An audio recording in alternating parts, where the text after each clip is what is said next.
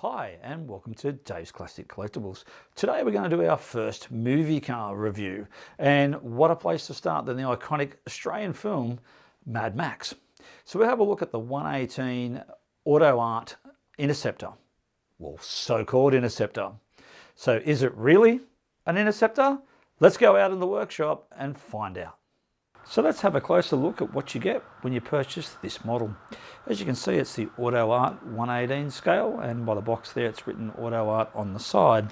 On this side you can see that it says it's the tuned version of the black Interceptor.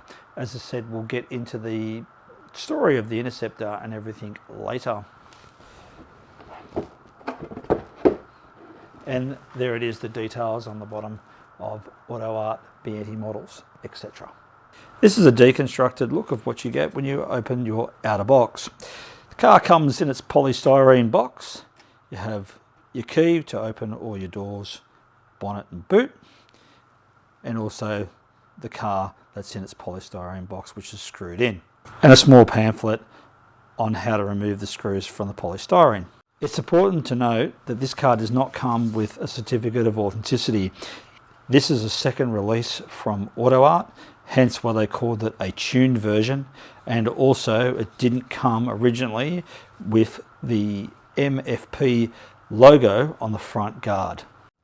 So just before we start the history and significance of the Mad Max, I'd just like to say thank you to Rowan from Sheriff Minicars for lending me the actual Interceptor, the XB here. So thank you very much, Rowan. I do appreciate that for the purposes of today to explain a few things to people. The history and significance about the Mad Max was a film released in 1979 in the near future of the mid-80s. Basically the fuel crisis in the 1970s was sort of where the idea probably came from, and with fuel shortages and of like rival gangs and unlawfully people were overtaking the streets and the roads, and basically they then formed the MFP, so the Main Force Patrol Unit, which was basically a advanced police system from task force from the federal police. The film basically starts with the Interceptor, but we'll talk about the black car first. So basically the first time we see this car is actually a bribe to try and keep Max in the MFP, so therefore to stay and to really offer him this ultimate supercharged phase 4 heads and nitrous, the whole thing, which is this car right here. And it's actually a Pursuit Special, not an Interceptor that everybody seems to call it. And at no stage in the film is this car called an Interceptor. And later through the film, Max comes and steals the car to chase down the bikie gang that kills his family and best mate.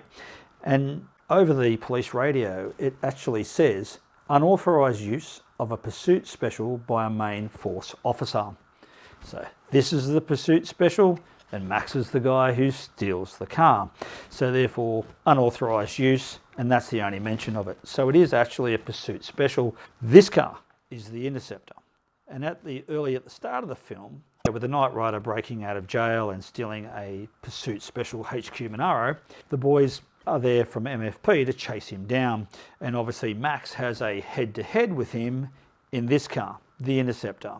And 3 cars of the yellow and blue are at the start of the film, and basically the only one in this colour scheme, which is the Interceptor, though the XA has the same as the other XB in the film, as the big Bropper car, so the March Hare car, also wears the Interceptor badge or logo on the back of the boot, which is actually incorrect, and it was a mistake made by the filmmaker, because actually the colour scheme was for a Pursuit car, not an Interceptor. But in the film the XA does say Interceptor on the back, which is obviously where, because this car with Max is where everyone thinks because it's Max and then he jumps into this car, they call it Interceptor, but no, it is a Pursuit Special.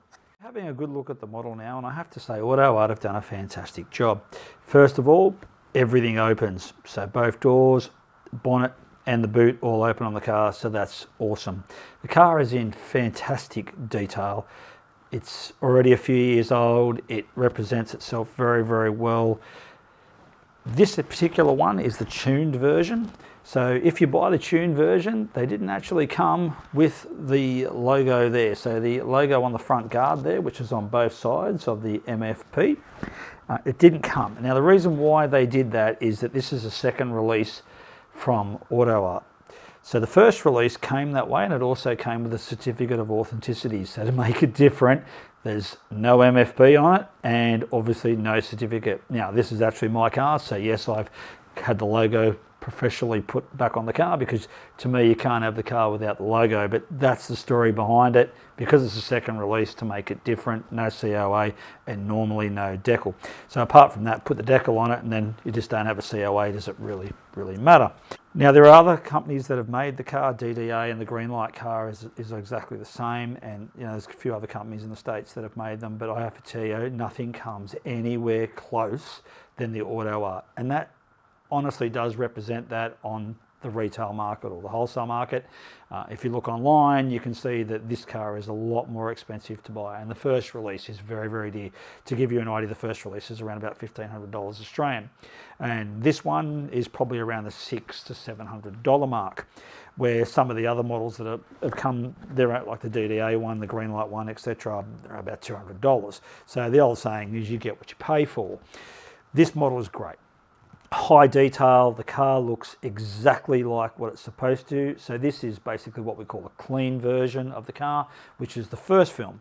AutoArt have done the dirty version, so obviously the car looks different to make it like the second film, The Road Warrior, where the car's all a bit beaten up and absolutely filthy and etc. So a different story, where obviously when this car is released, when the movie is released, the car's actually just been built basically, and you know, Max steals it, etc., and then off he goes. So the car is clean. So the details on this car are fantastic and very accurate to the movie. The light on the dashboard, how they've done the interior and the dash looks great. The seats and everything exactly like it. The side exhaust, the motor with the blower and the supercharger and everything on it, it is very accurate to what it was in the film, and they've done a great job. Well, I hope you enjoyed today's episode of our first movie car. If there's a movie car that you'd like us to do, or that you just like in general, please leave us a comment. If you enjoyed today's show, please give us a thumbs up. Also subscribe to the channel, would be very helpful. Until next time, happy collecting.